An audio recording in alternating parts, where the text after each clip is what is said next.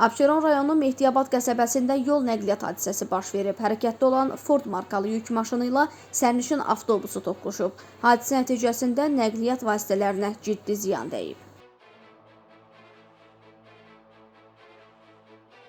Xətai rayonunda yerləşən Venesiya Şadlıq evində qeydə alınan zəhərlənənlərin sayı 51-ə çatıb.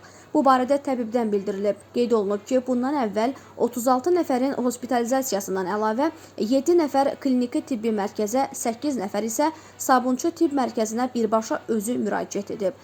Dəqiqləşdirilməmiş bakterial qida zəhərlənməsi diaqnozu ilə onların hər birinə zəruri tibbi yardımlar göstərilib. Vəziyyətləri qənaətbəxş olan şəxslərin hər biri ambulator müalicə üçün artıq evə buraxılıb.